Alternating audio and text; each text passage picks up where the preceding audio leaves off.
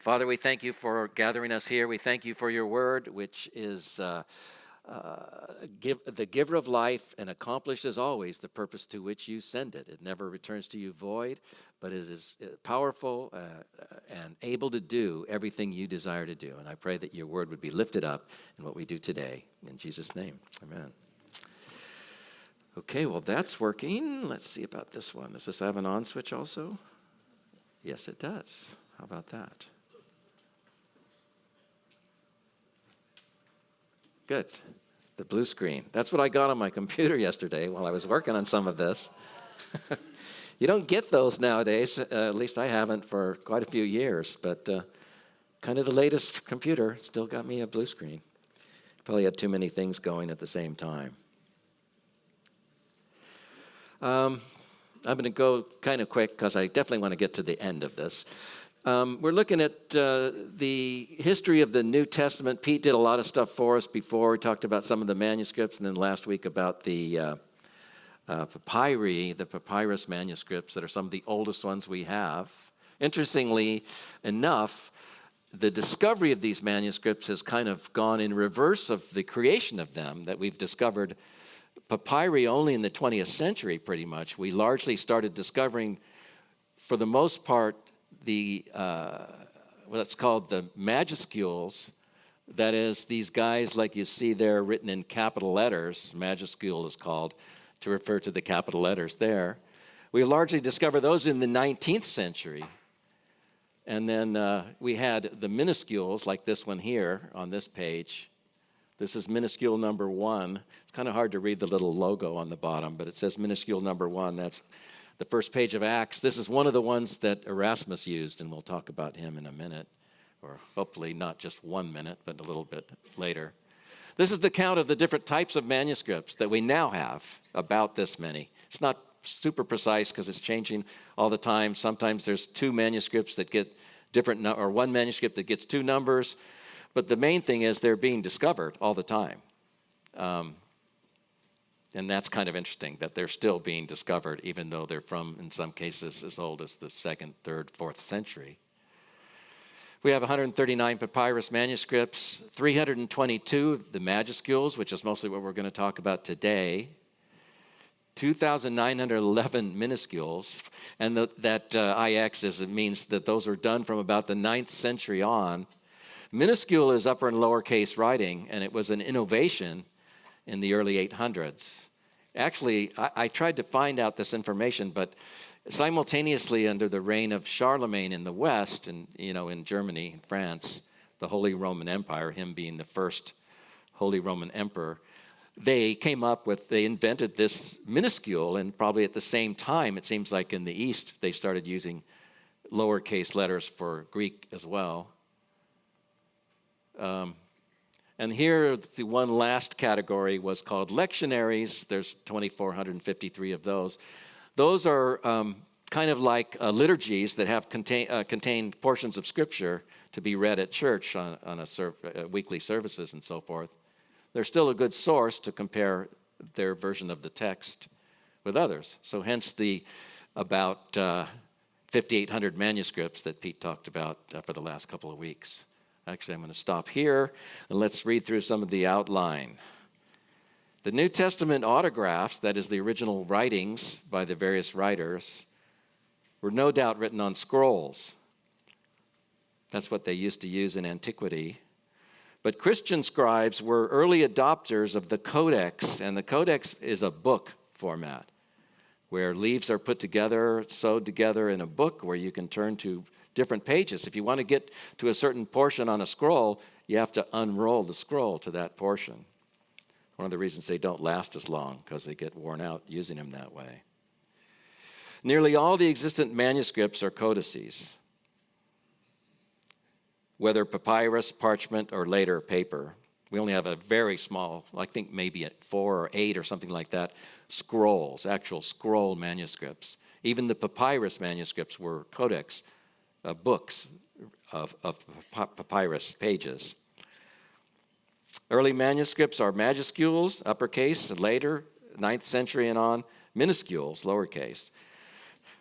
The Diocletian persecution from 303 to 313, the last major Roman government persecution of the church, was very severe. And one of the things they explicitly tried to do was destroy copies of the Bible whenever they could find them. They did destroy a lot of copies of Scripture. But per Eusebius, there's a letter that Eusebius of Caesarea, a historian of the church from the middle 300s, wrote about the life of Constantine, in which he details that Constantine commissioned, after the Council of Nicaea in 325, commissioned that 50 Bibles be created and distributed throughout the empire, so people would have access to the Bible in the various churches. An interesting part of it is says to be done in 3s and 4s, but nobody knows exactly what that means. We'll talk about what some people think it might mean, romantically speaking, I think.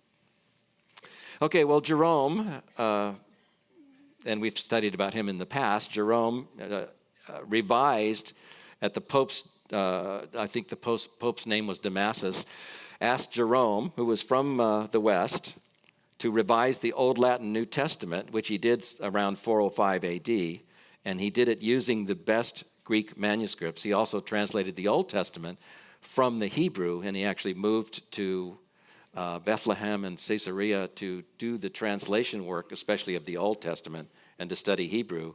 Not that many people in the West knew Hebrew at all.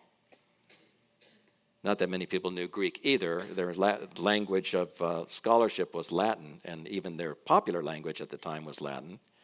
And so Jerome's Vulgate version, as we go on in the outline, his Vulgate version, which actually means his popular, we have the word vulgar, which now means something different in our terminology. But in those days, it meant popular, what the people could read and understand. His purpose in translating this Vulgate in 405 was to have a version that was good, a good translation that people could read and understand. Well, that prevailed in the West as the Bible version until the Reformation. This was the Bible that was printed by Gutenberg as the first thing he printed on his printing press in the I think around 1455. Yeah, we're talking about that in the next paragraph here, or sentence. Obviously, when the Vulgate was prevailing in the West, it was still the Greek. LXX is the Septuagint version, that's an abbreviation for it, and the Byzantine Greek New Testament that was being used in Constantinople up until 1453, and beyond that. But what happened in 1453? Yeah, the Ottomans overthrew the city of Constantinople, and many scholars and Christian leaders left and came to the West at that point in time, which helps to provoke some development of some biblical knowledge in the West. Okay, until Gutenberg, scribes copied by hand, until the printing press, which was only put into production. Well, it isn't exactly just the printing press. What he discovered was movable type, the ability to take individual letters and line them up on a rack and make a page, and then reline them up and make another page. That was the invention. You could always have carved a page and carved something by hand, but I mean that's obviously harder than writing it by hand with ink. So until that time, scribes who were making copies of the Bible, they did it by hand and thus made errors. Any unique difference, and we're talking a little bit about some terms of textual criticism, any unique difference between two copies represents a variant reading. Hundreds of thousands of copied pages, and we do have them. Remember, Pete told us average length of a manuscript of being something like 450 pages, and if you have 5,800 of them, you're talking about somewhere north of 6 million pages of copies by hand. Any unique difference between two copies represents a variant. Hundreds of thousands yield large numbers of variants. We'll talk about how many towards the end. Only a small number of these, considerably less than 1%, per Dan Wallace, he thought about 0.25%, are both viable, that is, reasonably possible. His example is pretty good. He said, this is Dan Wallace, he's kind of a well-known and very evangelical textual critic in the U.S., He said if I was to read a copy that I had, a handwritten copy of the Constitution, and it said, "We the people of the United States, in order to form a more perfect onion," immediately people would know that it's not the right word. You made an error. You copied that wrong. That's something that's not viable. When critics see a mistake that creates a word that doesn't exist or a word that just couldn't possibly be one of the accurate readings, that's not considered a viable reading. So only less than 1% are both viable and meaningful. And by meaningful, we mean having any effect on meaning at all. You can do things like in Greek, you can shuffle words around, you can change spelling. Spelling wasn't rigidly controlled. Even now you can find British spelling here and there, that you understand the word. It doesn't change the meaning. So those are not meaningful differences. So out of the large number of errors, only substantially less than 1% are both meaningful and viable. And how meaningful they are, we'll talk about later. Textual criticism seeks to identify the best reading. The main rule of textual criticism is choose the reading that would most likely explain the others. It's a very general rule. Pete talked about some of the rules last week, I believe. Preferring the shorter reading, preferring the harder reading, things like that. I have a text from one guy that's, we'll talk about him later. But his first rule actually fills an entire page and has something like 9 subpoints to it. So it's not exactly that these are trivial, easy to apply rules. It's quite an art more than a science. Well, it's both, but an art and a science. Manuscripts can be grouped based on common variants into text types, which allow for certain groups, for example, earlier. That is a group that tends to contain earlier manuscripts, could be given more weight in judging a variant as to which one's more likely to be the original. Text type provides what they call external evidence, that is, which manuscript is this text written on. That's external in the sense that the text is about the words, right? The manuscript is what it's written on. But if it comes from a group that's earlier manuscripts, we think, well, maybe there's less opportunity for those earlier ones to have as many imperfections and errors in them. So we give them somewhat more weight. Better manuscript yields a better reading. Things like scribal practices, the author's distinctives and errors, like mistakes in copying, transposing letters, skipping ahead in the text and missing a phrase. Those are considered internal evidence. Okay, I wanted to show you something. This is a really nice version of a calligraphic, manually written version of the Bible that's called St. John's Bible. It was done in 2005. It's very amazing drawings and stuff. But you see on the left, that's from Mark 3. See that little bird there that's holding up a phrase at the bottom? That's because when they wrote this with a very large budget and modern, tools and experts, they forgot a line. And so that bird is showing you where that line belongs, a really cute little correction there. It's very difficult if you're writing by hand to create perfect copies. And there's a reason why I think the Lord providentially didn't care about that. There's some critics that say, well, if God really wanted to get his word, he would make sure that we had not only perfect copies, one perfect copy of all the originals, but even the translation would be perfect. Yeah, well, there's a reason why that's not true. On the right there, that's actually from Codex Sinaiticus in John 20. It's the same one that's hanging up here. This is an example of that same page and probably its actual size. It's with the same thing. A whole section of a text that wasn't there and was recorrected back into the text, was skipped over. When we talked about text types, this is kind of the idea that there's an autograph and then many copies, and those are like generations of copies, and so it's different types.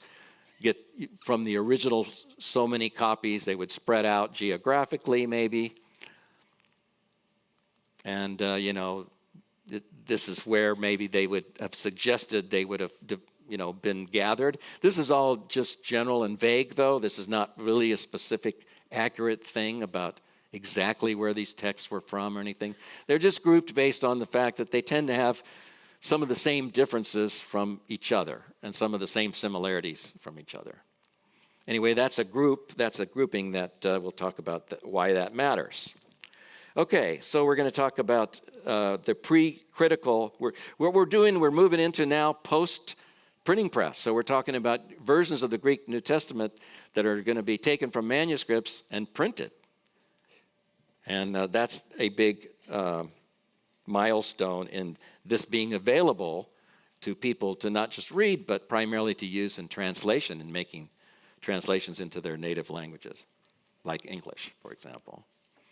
Well, Cardinal Francisco Jimenez, with a team in Alcalá, Spain, produced the requisite Greek type, which involves something like 200 letters, because in Greek you have to have letters with accents, letters with ending forms, and beginning forms, and this older Greek has lots of different forms. It's kind of crazy looking to me compared to the modern Greek fonts. But 200 letters he had to make of movable type so that they could print this with a printing press. And they completed a printed Greek New Testament in 1514. This was their first volume that they printed, the New Testament, and it was finished in 1514. It ended up being volume 5 of a 6-volume, what they call the Complutensian polyglot. Polyglot is a word that means it's more than one language. It means multiple tongues, but it's more than one language, like parallel. This is quite a version, actually, of the Bible. It couldn't be published, even though it was printed up in 1514. It couldn't be published until it was sanctioned by the Pope, who happened to be Leo X, infamous for his dealings with Martin Luther, although he died pretty early on in Luther's career. But meanwhile, Erasmus, Desiderius Erasmus, who we've talked about before in his debates with Luther, but Erasmus was one of the most notable, maybe the most notable Renaissance scholar of that day. He was knowledgeable about everything. And he had permission from the Pope, and he wanted to be the first one to publish a Greek New Testament. So let's see what we got here.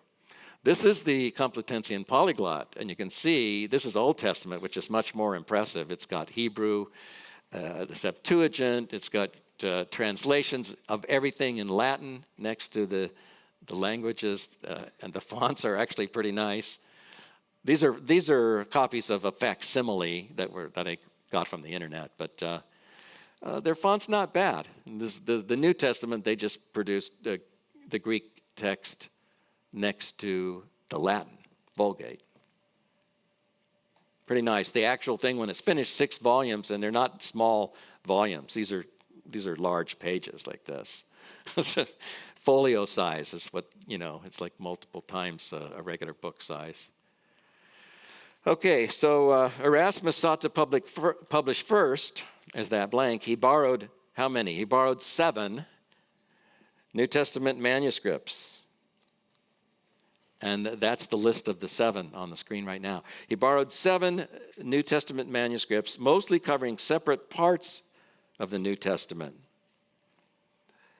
And in fact, they're fairly late. You can see the dates of those. They're all 12th, 15th century manuscripts. Why do you suppose they would have mostly late manuscripts? I mean, how old are the Bibles that you're carrying around, right? If your Bible gets old and worn, I mean, my wife's, we got rebound, which was kind of cool. You can do that. But generally, you get another one, if it was totally beat up and worn out. Well, that's what they did with these too. They had newer copies that were better in the sense of newer and nice copies. We're thinking about it from the terms of, what about evaluating the content of the text? They didn't think about it so much then. And in fact, these late copies tended to be very accurate with respect to each other compared to, ones that were much older. They were done much more rigorously, probably under the authority of the Eastern Church in Byzantium and so forth. So anyway, Erasmus got a hold of these 7 manuscripts, mostly covering separate parts of the New Testament. His only Revelation manuscript was missing the last few verses. It's actually the verses that talk about not adding or subtracting anything from, among other things, which he back translated into Greek from Latin that he had. He had Latin, and he back translated it. And he created 17 variants. 17 variants in the text critical sense. In just these few verses he created by creating a back-translated version. Here's one, Revelation 22:19. And the interesting thing is, this variant is not because of the translation into the Greek, but it was because of an error in the Latin, actually, transcription. Remember, Pete said we have something like 10,000 Latin manuscripts, and they were not hand-copied without error as well. So the difference is Tree of Life versus Book of Life in Revelation 22:19. The words in red in Greek is Biblu versus Xylu, which is not even similar at all. But in Latin, it's Libro and Ligno. And there was actually a Vulgate that was available in use at the time of Erasmus that had this word Libro, book, but it was not the original Vulgate either, which was subsequently determined through text criticism. So it was a bad translation of the Latin, or a bad, not translation, but copy, a bad scribal error. Anyway, got into Erasmus' version. It's in the King James and so forth. These are pretty dim, but these are some copies of Erasmus' New Testament, just John chapter 1. In his first version, he had it, and his is a diglot too. It's a parallel between the Latin Vulgate and his new Greek text on the left. His first version, he said, and I've got those numbers on the outline down there. His first version he called the worst edited book ever. It did not have the comma Johanneum, which Pete talked about and we'll talk about again.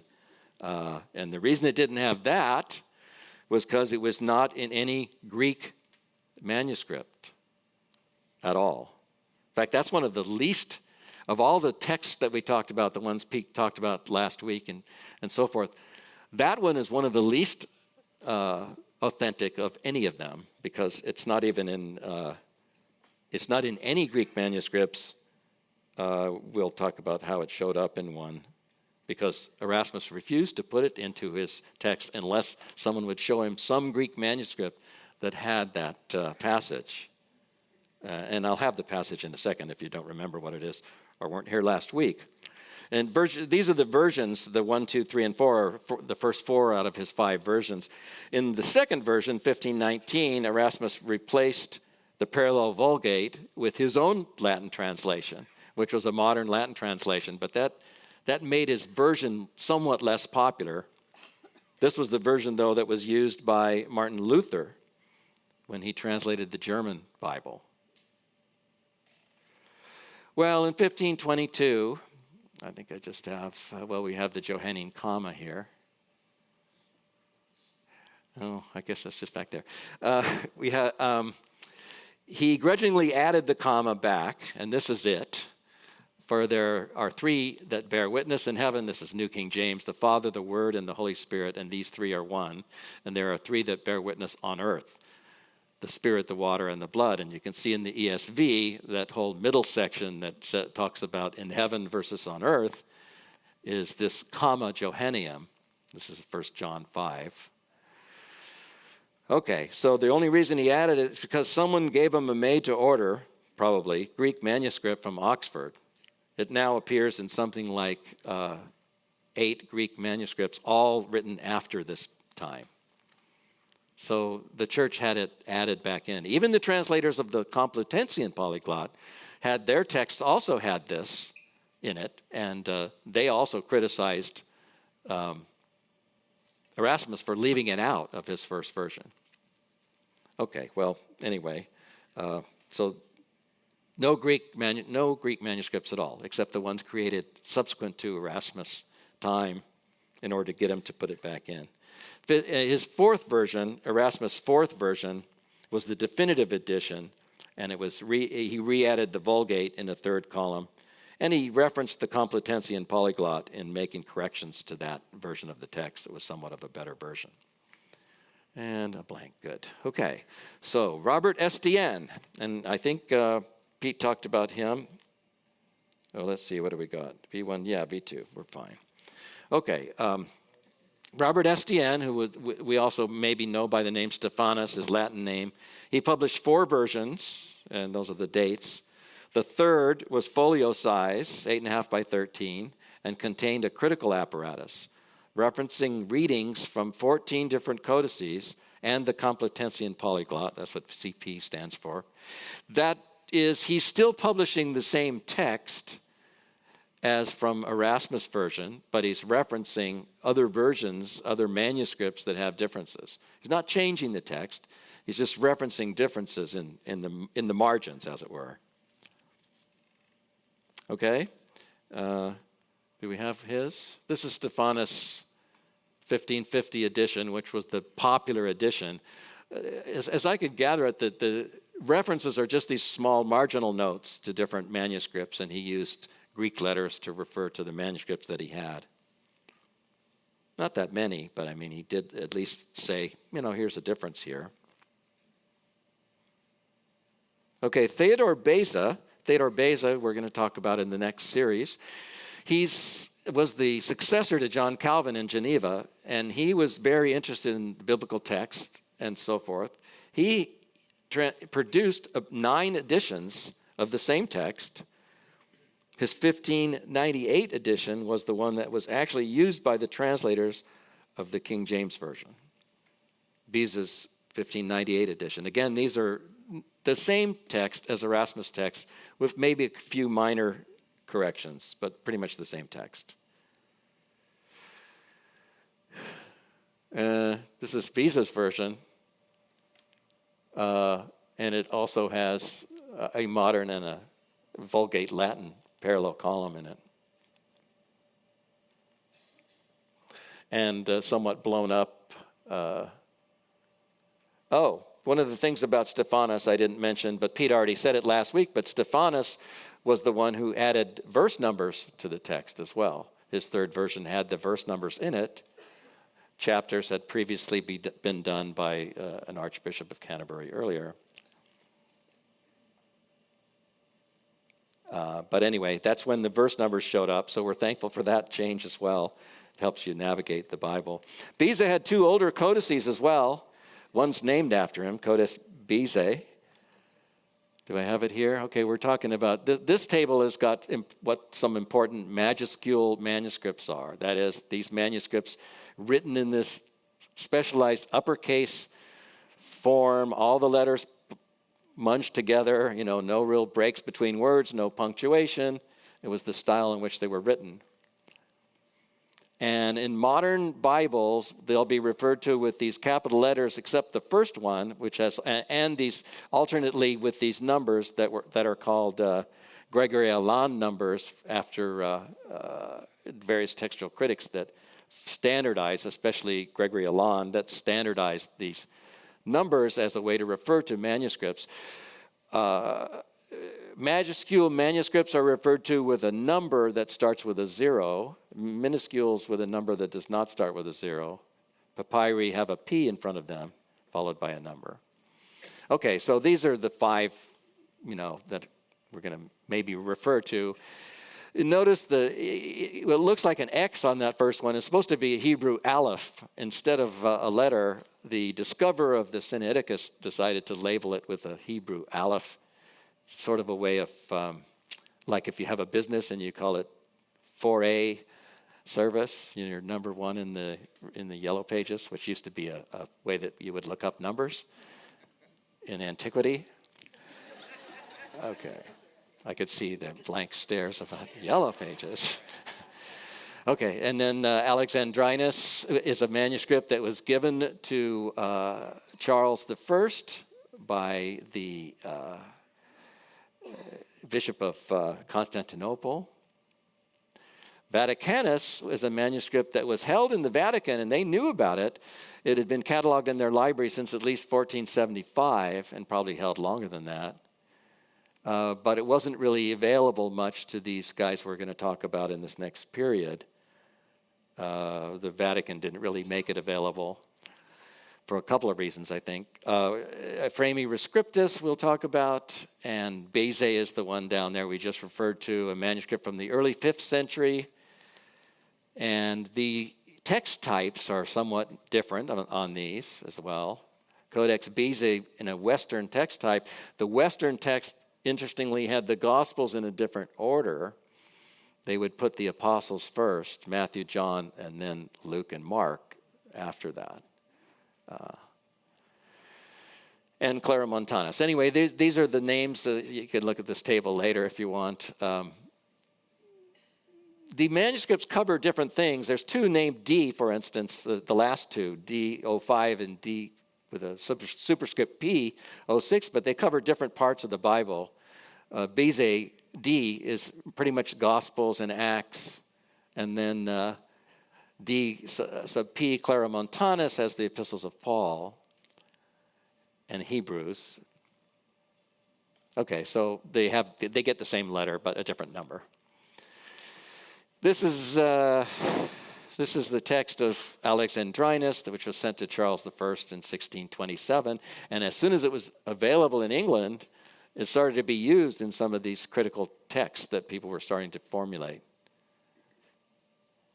This is Codex Beza. That's an interesting page. Has a hole in it. It had the hole in it before they wrote the text. They wrote the text around the hole.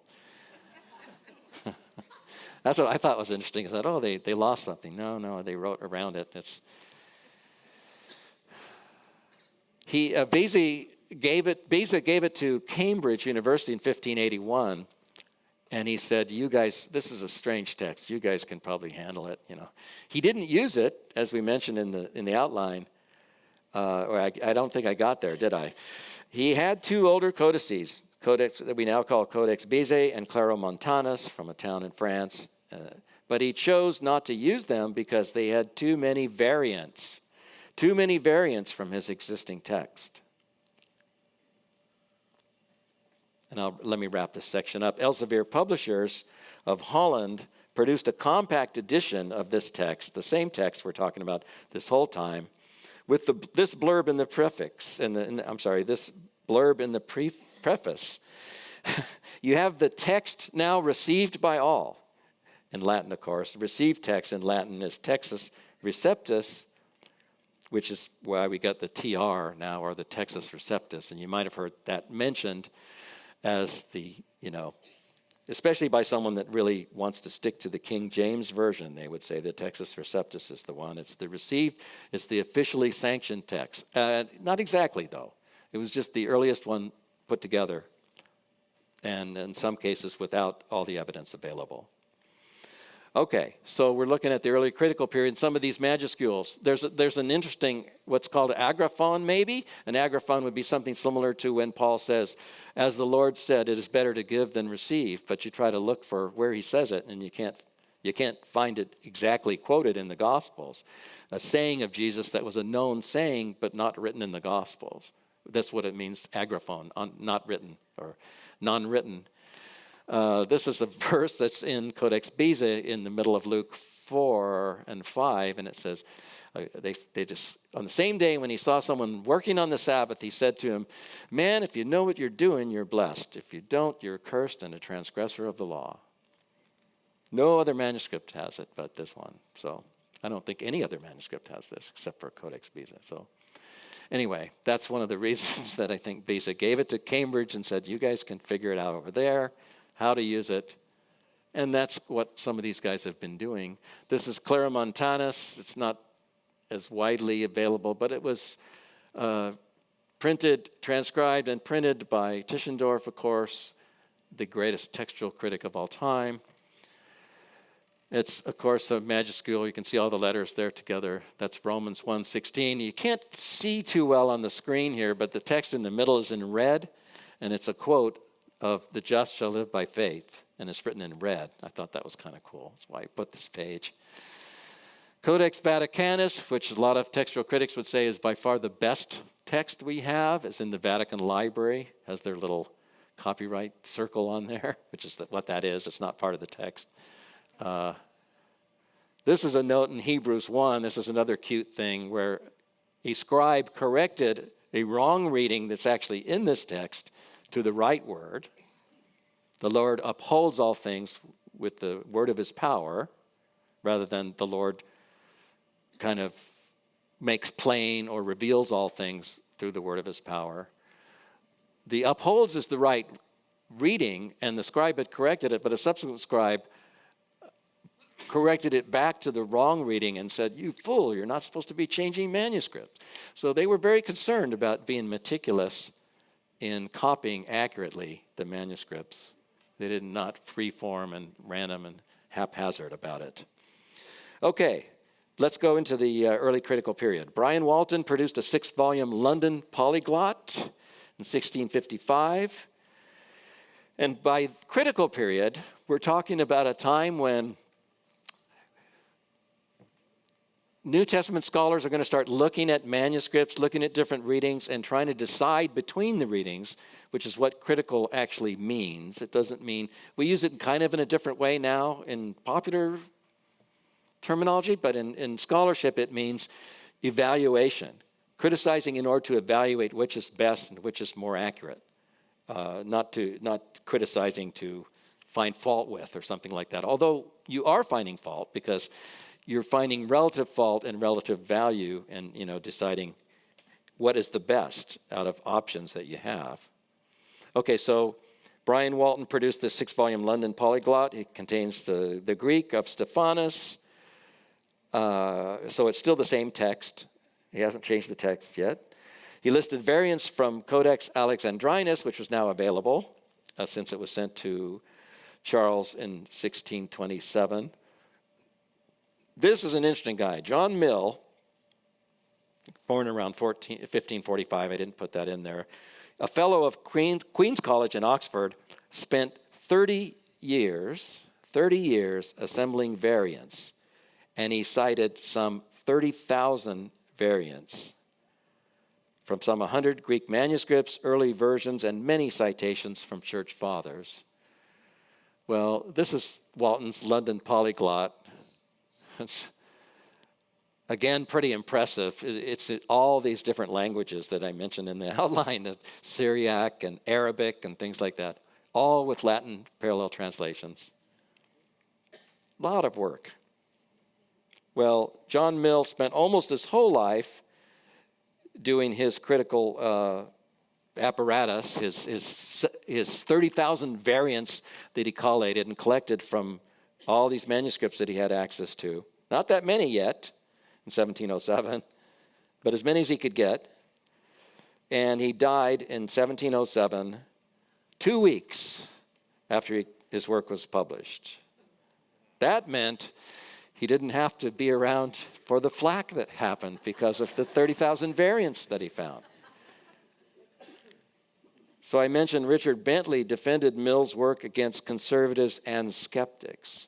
The conservatives said, at least one is quoted for saying, "You've created a way for people to find ways to doubt and find unbelief because of all these variants."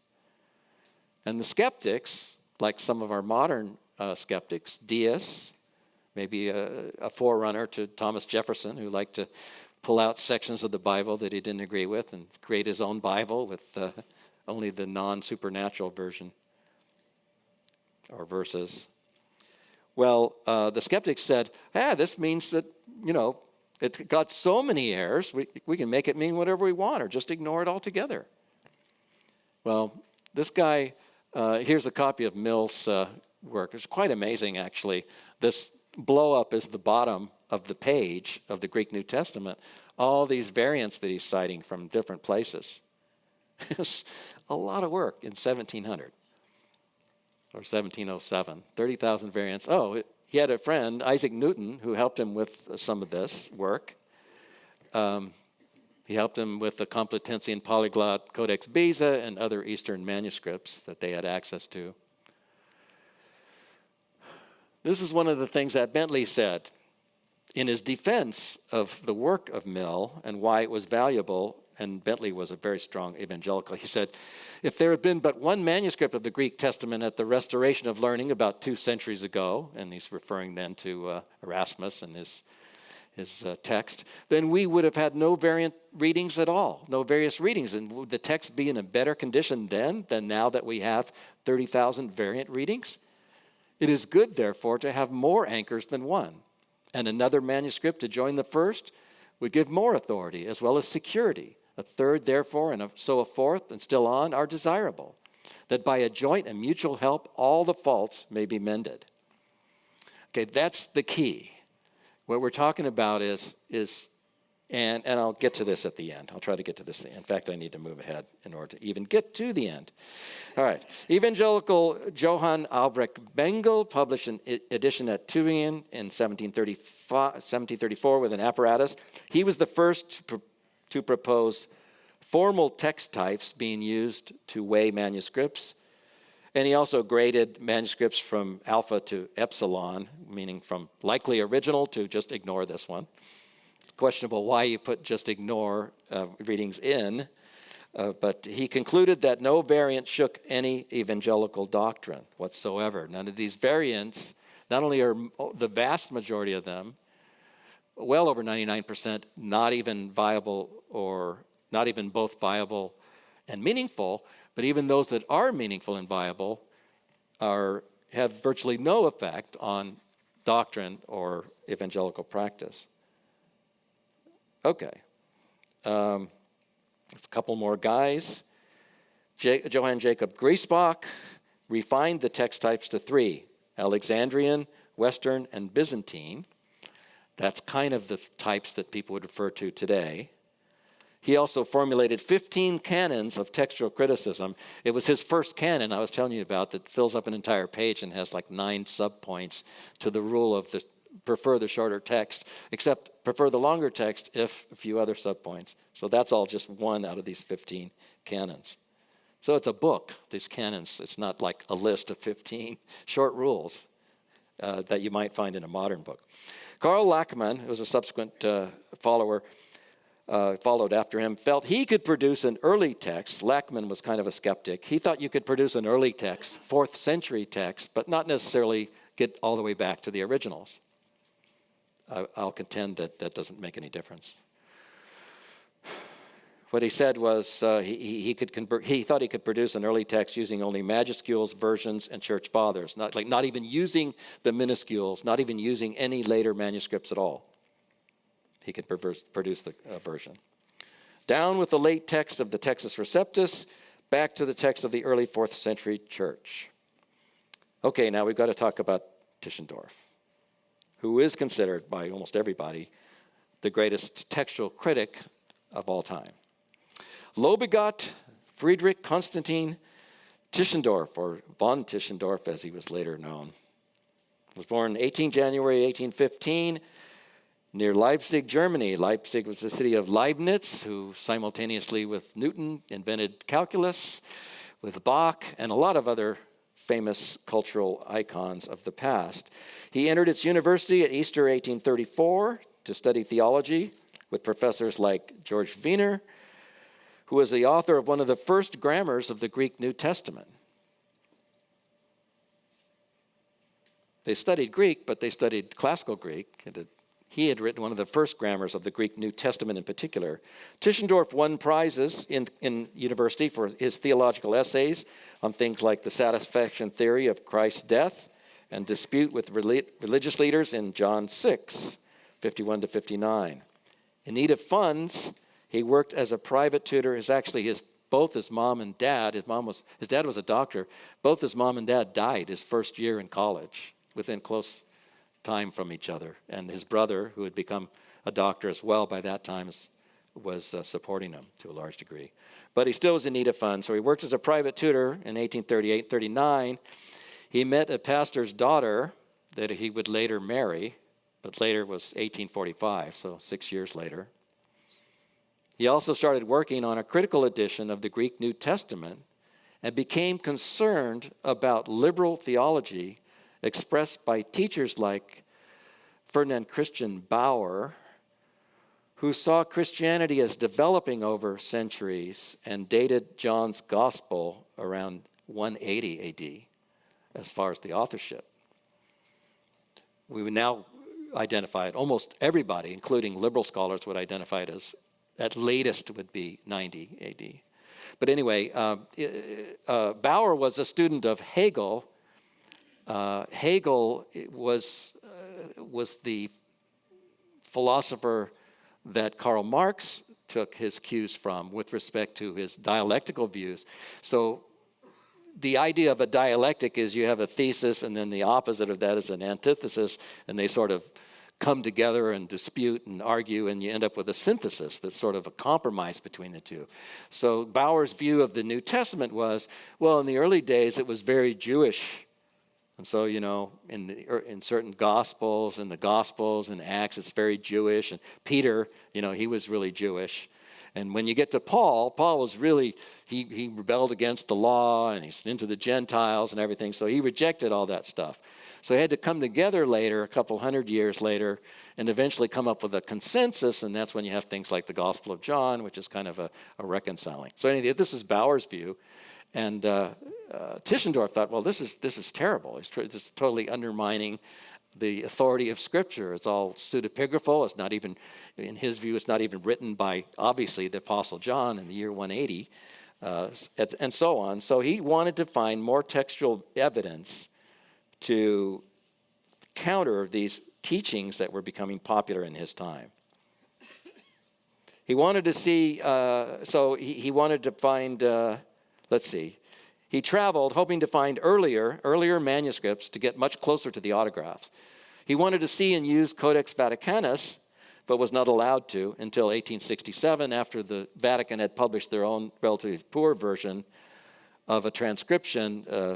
Tischendorf got in there. He got in trouble because he went in and wasn't supposed to copy it, but he was copying it and they caught him and stuff. So it was a whole bunch of... I think one of the reasons the Vatican didn't want people to see this, part of it was proprietary. They wanted to protect it for their own kind of intellectual property, but also they didn't want this, because there's so many differences from the accepted Vulgate version. There's so many textual variants in it. Okay, anyway. So he submitted the prolegomena, that is the beginning, the introduction for his Greek New Testament, to qualify as professor at Leipzig. He also received an honorary degree from the University of Breslau, which was Poland. It's Poland now, actually. He went to Paris in October 1840 and was the first to successfully transcribe the palimpsest. There's Tischendorf, his picture. The palimpsest, that's what this is, Ephremi Rescriptus. I don't know if you can see it too clearly, but there's these bluish-looking letters underneath some other letters. A palimpsest is a manuscript that's been written and then erased and written over again. And the text that matters is the text underneath.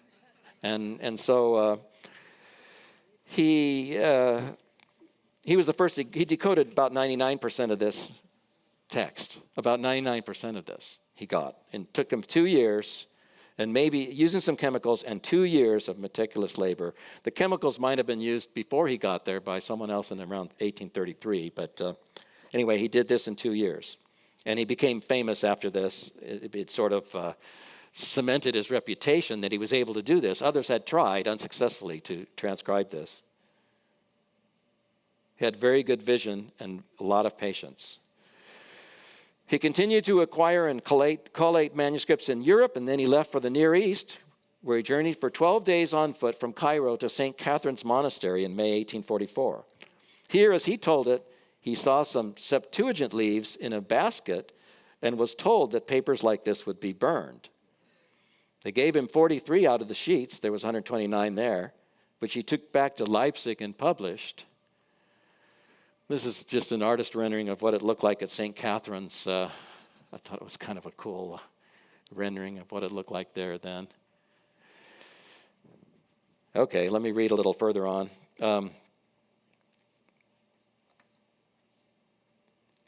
Okay, he went back and published the 43 sheets that he got. On the trip, he went back, and he'd also acquired 50 more manuscripts on that same trip from different other places.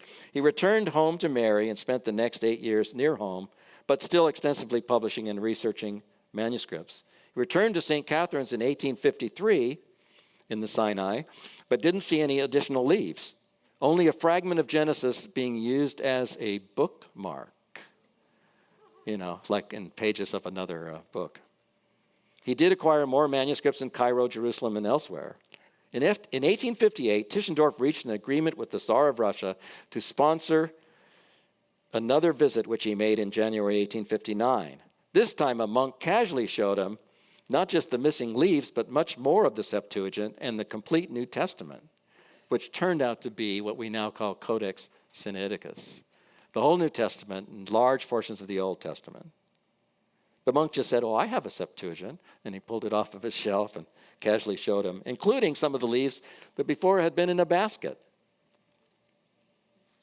Very strange, how they did stuff there. Codex, it's the oldest, that blank is Codex Sinaiticus, Aleph 01, is the oldest, that is the oldest complete New Testament. Wait, I got ahead of myself. I did a scribal error on that. In 1858, Tischendorf reached an agreement with the Tsar of Russia to sponsor another visit, which he made in January 1859. That's important. So he found these leaves, and that is the oldest. He forced himself to act restrained. Eventually, he was allowed to take the manuscript to Cairo, spent a couple months in the heat. He said it was super hot, and obviously no air conditioning in the 1850s, 60s. Couple months in the heat working to transcribe it, he suggested that the monks might donate the manuscript to the Tsar as protector of the Orthodox Church, which they were a part of. But church politics delayed this. They were appointing a new bishop at the time and so forth. So Tischendorf asked instead to borrow it to finish copying in St. Petersburg, and he wrote a receipt promising to return it on demand. This will come back to bite him later. He identified 4 scribes. I don't know if I have that picture somewhere. Yeah, 4 different scribes as writers of the Sinaiticus, because their handwriting was slightly different. And some 12,000 corrections, like the one I showed you before, where the verse was reinserted. 12,000 things that had been corrected already in the manuscript. Probably, not recently, but back near the time it was originally written, which was about 350 A.D. He completed a 4-volume facsimile in 3 years, making 367 copies. 2 were given to St. Catherine's. In 1869, agreement was reached, maybe under Russian pressure, to make the loan a permanent donation to the Tsar. Wasn't particularly under any pressure from Tischendorf, because once he got his transcription and his facsimile copy, he left the manuscript in St. Petersburg and returned back home. So he had no particular vested interest, but he did feel like, you heard this quote, that belongs in a museum, right? Where did you hear that quote? Yeah, it's Indiana Jones and the Last Crusade. Some people think he was modeled after Tischendorf, the character of Indiana Jones. Of course, he wasn't looking for gold crosses. He was looking for biblical manuscripts for the sake of the content of the words that was on the manuscripts, not the value of the thing itself. He didn't really care that much about that. Okay, well, they did make it a permanent donation. They agreed, but now they say, no, we didn't. Anyway, that's another thing. And some of this stuff you are going to end up having to look at in the list because we're not going fast enough. In 1933, Tischendorf died in 1874 at the age of 59. In 1933, the then Soviet Union, who had possession of this at the time, sold Sinaiticus to Britain for £100,000, more than half from private donations. It's still mostly in the British Library. There's a few leaves in St. Petersburg. In 1975, a Genizah was discovered in St. Catherine's, including several leaves of Sinaiticus. A Genizah is kind of like a storeroom, but that's too friendly. It's more like a trash room, but they don't destroy typically manuscripts. They throw them in these rooms, and then they're just there. At least sometimes they do that. Sometimes they bury them. Some of the papyri that were found were simply buried in the sand in Egypt, just buried in the sand directly, not even in jars. Okay, but the fact that they found these pages suggested that they didn't really burn manuscripts. It was just misleading for him to think that they were going to do that. Oh, that's his facsimile next to the original of Song of Solomon, one of the better parts of the original, but you can see his facsimile is very, extremely readable compared to that. These are that article on the right, which is cited down there in the link that you'll get when they send this out. Tischendorf on trial for removing Codex Sinaiticus. That's just from, I think it's from 2017 or 2018. It's the late 2018. Refers back to that 2015 Biblical Archaeology Review article anyway. He's a thief. He stole it. This is St. Catherine's at the foot of the Sinai. Some amazing stuff. They have a great website. If you look at St. Catherine, Sinai, and find their website, it's kind of amazing. You know what that is? There's a clue. There's a fire extinguisher next to it on the right. That's the actual burning bush, in case it catches on fire again. They also had something called the Patent of Mohammed. Can't talk about the Patent of Mohammed that the monks there had. That article, ISIS attacks, is from 2017, I think. There's another one that says Egyptian lawsuit to close Orthodox monastery. They're in hostile territory over there. And they have the second most number of manuscripts of any place on earth except the Vatican. This is what they're doing now. This article is about 3 weeks old. And they have very sophisticated equipment, and Greek and other technicians and scholars there trying to digitize things as fast as they can and send them out so they don't end up getting all destroyed at some point in time. Okay, so where are we? Oh my goodness. Tischendorf completed 8 editions of the Greek New Testament himself. That one on the left there is his version. You can see there's text on the top and notes on the bottom, very exhaustive notes. This is a critical text. That is, he's picking the best variants and including those variants in the text. It's no longer the Textus Receptus anymore. And the last of his versions, which was done in 1869, posthumously, by others, put together his notes into that version, is still considered a valuable resource. Samuel Tregelles, probably England's top historical textual critic, did many other works here, produced a high-quality 2-volume Greek New Testament in fascicles, which means in sections, between 1857 and 72. Westcott and Hort worked for 28 years, B.F. Westcott and F.J. Hort, to produce their New Testament in the original Greek. That's Tregelles' version. Let's see. The one here is Westcott and Hort on the left. On the right. And you can see it has almost no notes, and that's because they had huge amounts of notes. They put them in a different volume, though, rather than on the text or at the bottom, on the margin or the bottom. This is Tregelles' version. Quite nice. By the time we get to Eberhard Nessel, okay. I'm skipping ahead a little bit in the outline. You can read it. There's no blanks. Both Westcott and Hort and Tischendorf had placed a lot of emphasis on external evidence. They really put a lot of weight in the manuscripts that had just been discovered. Vaticanus had just become available to Westcott and Hort, and they said, this is the best manuscript. To Tischendorf, he found Sinaiticus. That's the best manuscript. They tended to lean a little more on those manuscripts. What Eberhard Nessel did in the first Nessel version, which was a long time ago, 1898, is he chose between Tischendorf, Westcott and Hort, and another guy named Weiss, and picked, or at least mentioned what the other guys said if they disagreed on some text. So he just used other texts that had already been done by other people. Erwin Nessel, his son, got up to 1927, version 13, and he did things like added another guy, von Soden, who had a strange numbering scheme, but had done another critical text, and he just picked the majority among sources and used that.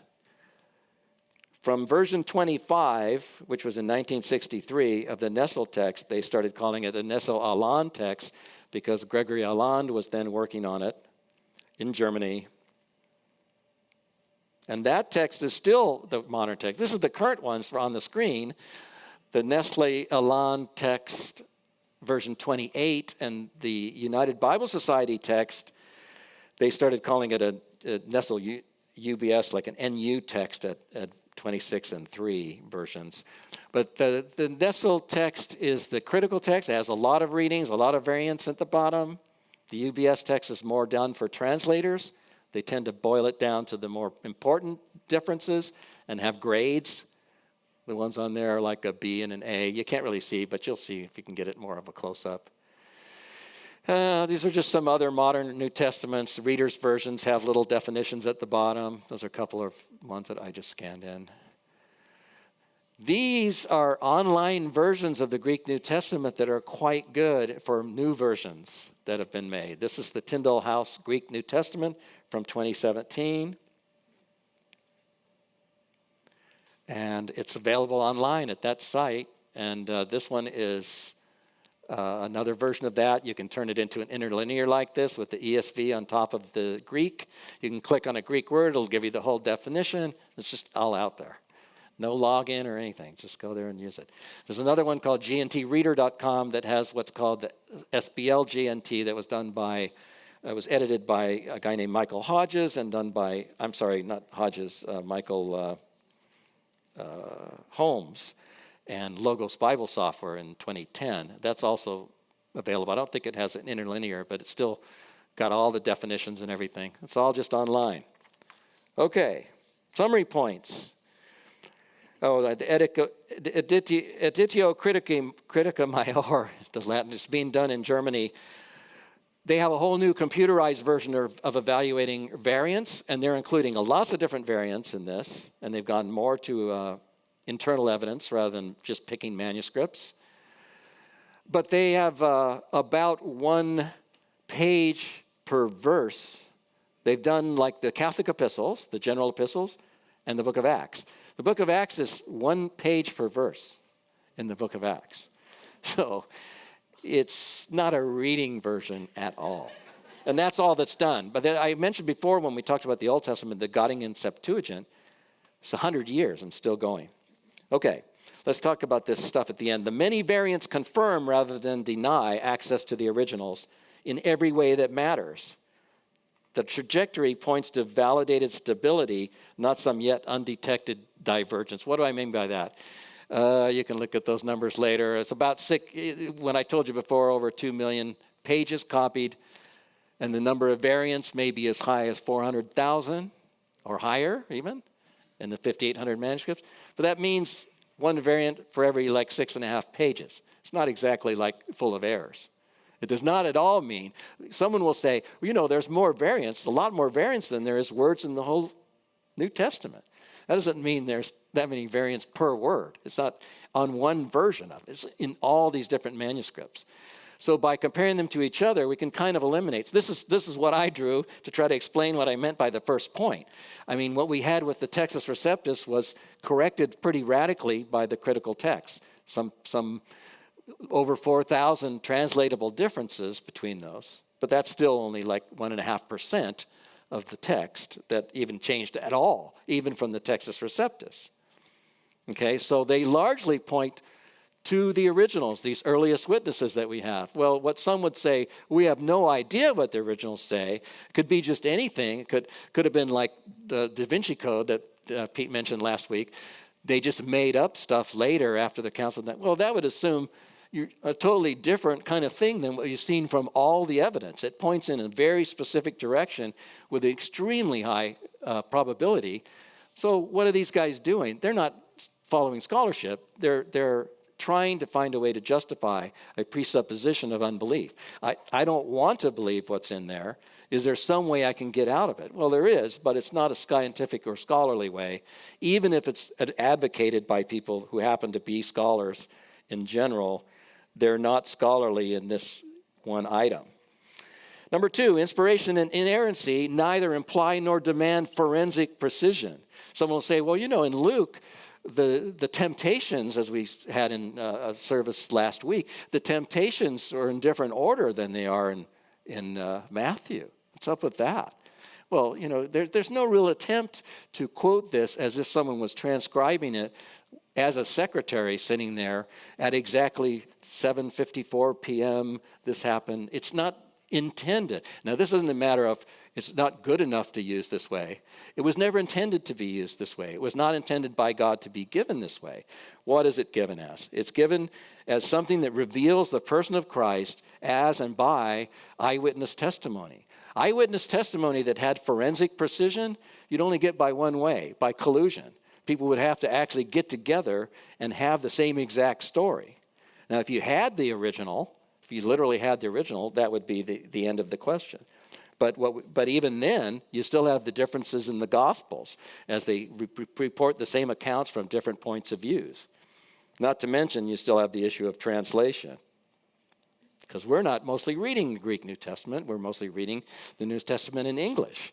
This underlies the translation that we have. Pete will be talking about translation theory next week. There we go. Oh, okay, I'm going to have to summarize this because it's 3 pages of text here. I got this from a guy named Chuck Missler, the late, he's now passed away and gone to be with the Lord. He was a teacher that used to teach around here in the 70s, and he made this illustration of a transmission hologram, the old-fashioned holograms that were made with a laser and reflected on a film that would have to be then, you'd have to use a laser on the film in order to see the hologram projection. But you could see it, and it had this characteristic. It distributed the image throughout the entire film. So the image was transposed and what's called transformed, like a Fourier transform. It was transformed and scattered throughout the entire film, such that if you cut like part of the film off and shined a laser through it, you'd still see the whole image. It would just be fuzzier than it was before. And this is the nature of the way that the Bible is. It's basically, when you think about the fact that, as Peter says, people didn't move on their own volition, but were moved by the Holy Spirit to write down the words that God wanted written on the page. You basically have all these authors showing up in their idiosyncrasies and their own personality, but also a great author behind them actually controlling and administering the words that get written on the page. So you expect to see his handiwork everywhere throughout the text. And that's what you see. If you have only John 3:16, you have the gospel.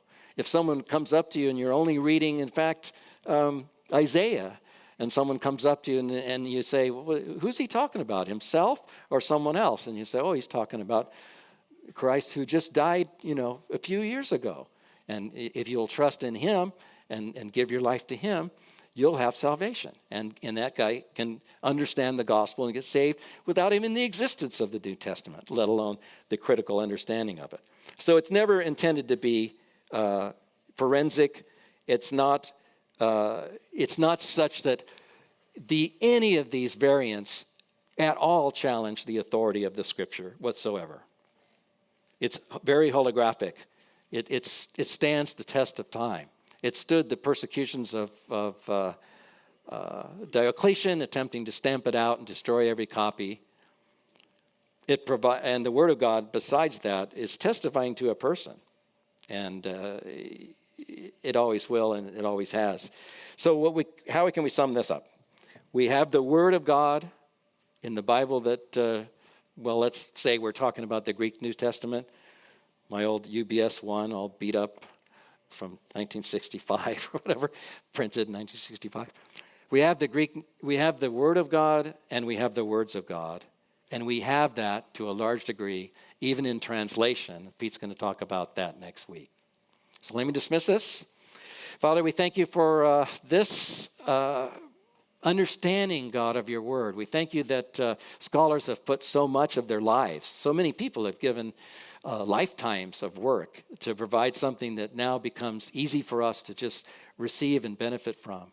We thank you that though they've created a clearer and more accurate picture, it's not that we had no picture before or we were missing the right text before. That we thank you for the clarity, but we also thank you for your faithfulness down through the ages to never leave your word without a representation that transforms lives and hearts and that represents the true gospel of Jesus Christ and the salvation that he died to provide for men of every age. We thank you that you've made it our experience, and we pray you'd help us to pass it on to the next generation if need be, or everyone else in this generation. And by your help, we'll do it, Lord. In Jesus' name, amen.